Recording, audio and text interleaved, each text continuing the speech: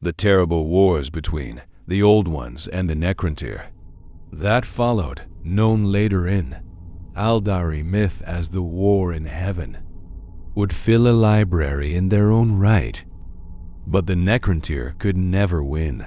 Their superior technology was consistently outmaneuvered by the Old Ones thanks to their mastery of the webway portals and warp gates. The Necrontyr were pushed back until they were little more than an irritation to the Old Ones. Dominance of the galaxy, a quiescent threat clinging to their radiated world. Among the halo stars, exiled and forgotten, the Necrontyr's fury was cooled by their long millennia of imprisonment on their homeworld, slowly transforming into an utter hatred towards all other forms of intelligent life and an implacable determination to avenge themselves upon their seemingly invincible enemies. But in the face of defeat, the always fragile unity of the Thinju Necrontyr began to fracture once more. No longer did the prospect of a common enemy have any hold over the disparate dynasties. Scores of generations had now lived and died in the service of an unwinnable war, and many Necrontyr dynasties would have gladly sued for peace with the Old Ones if the ruling Triarch had permitted it. Thus began the second iteration of the Wars of Secession, more widespread and ruinous than any that had come before. So fractured had the Necrontyr dynasties become by then that, had the Old Ones been so inclined, they could have wiped out their foes with ease. Faced with the total collapse of their rule, the Triarch searched desperately for a means of restoring order. In this, their prayers were answered, though the price for their species would be incalculably high. It was during the reign of the silent King Sharek that the godlike energy beings known as the Khan first blighted the Necrontyr. It is impossible to say for certain how the Necrontyr first made contact with the Ktan, though many misleading, contradictory, and one-sided accounts of these events exist.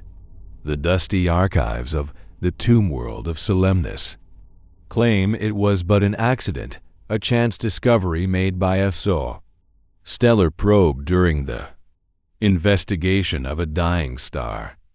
The dusty archives of the tomb world of Solemnus claim it was but an accident, a chance discovery made by a stellar probe during the investigation of a dying star. Another account claims that from the earliest days of their civilization, Necrontyr scientists had been deeply engaged in stellar studies to try to understand and protect themselves from their own sun's baleful energies.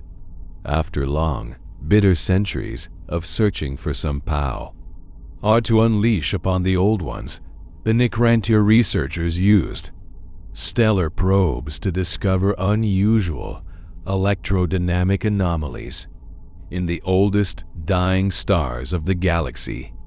In the complex skeins of the energetic plasma of these suns, the Necrontyr found an intelligence that was more ancient than that of any of the corporeal species in creation, including the Old Ones, entities of pure energy that had spawned during the birth of the stars eons before.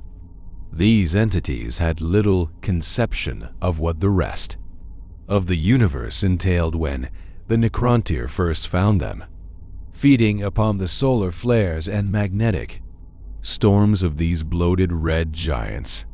Here was the weapon the Necrontyr had long sought to bring about the downfall of the Old Ones, beings they believed were the progeny of the death god they had long worshipped. Howsoever first contact occurred, the shadow of the Ktan fell over the oldest Necrontyr dynasties first. The power of these starborn creatures was incredible. The raw energy of the stars made animate, and the Necrontyr called them the Ctan or star gods in their own tongue. The Ctan were dispersed across areas larger than whole planets. Their consciousnesses too vast for humanoids to comprehend. How the Necrontyr ever managed to communicate with them is unknown to the Adeptus Mechanicus, understanding that such diffuse minds could never perceive the material universe without manifesting themselves in a material form.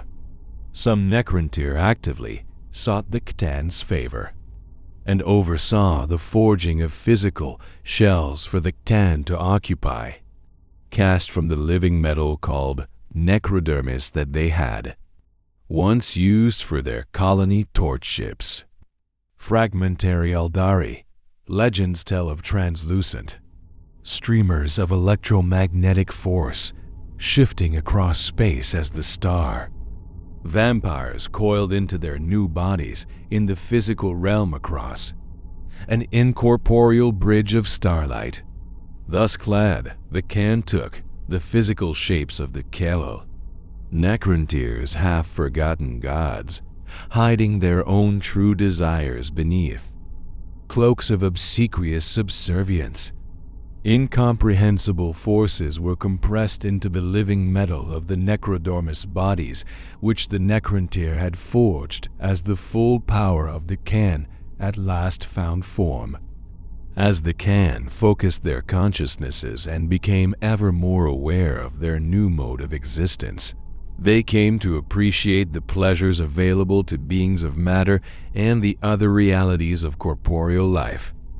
The deliciously focused trickles of electromagnetic energy given off by the physical bodies of the Necrontyr all about them awakened a new hunger in the Ctan, very unlike the one they had once, sated using the nourishing, but essentially tasteless energies of the stars. So it was that one of the Ctan came before the silent King Sharek, acting as forerunner to the coming of his brothers.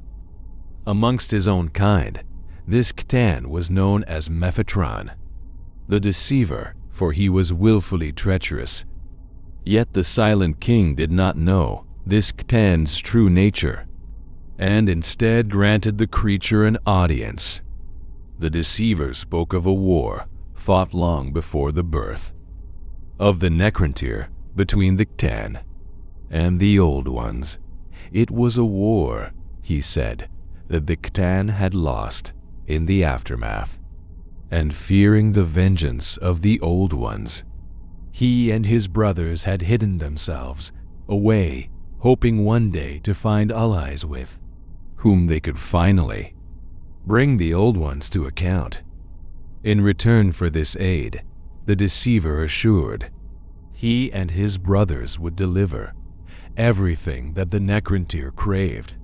Unity could be theirs once again, and the immortality that they had sought for so long would finally be within their grasp. No price would there be for these great gifts. The Deceiver insisted, for they were but boons to be bestowed upon valued allies. Thus did the Deceiver speak, and who can say how much of his tale was truth?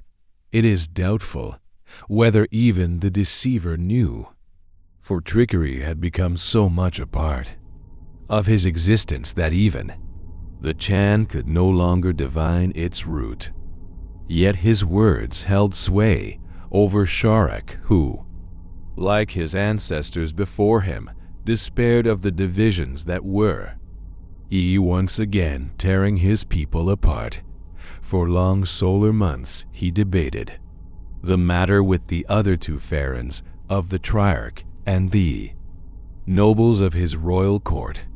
Through it all, the only dissenting voice was that of Orikin, the court astrologer of the Triarch, who foretold that the alliance between the Necrontyr and the Ctan would bring about a renaissance of glory but destroy forever the soul of the Necrontyr people. Yet desire and ambition swiftly overrode caution, and Arikan's prophecy was dismissed. A Necrontyr year after the Deceiver had presented his proposition, the Triarch agreed to the alliance, and so forever doomed their species. For their part, the Necrontyr soon fell into awe of their discoveries, and the Khan moved to take control over their benefactors. The powers of the Khan manifested in the physical world were indeed almost godlike, and it was not long before the Ctan were being worshipped as the star gods the Necrontyr had named them. Perhaps they had been tainted by the material universe they had become a part of, or perhaps this had always been their nature even when they were bound to the suns they fed upon. But the Ctan proved to be as cruel and capricious as the stars from which they had been born.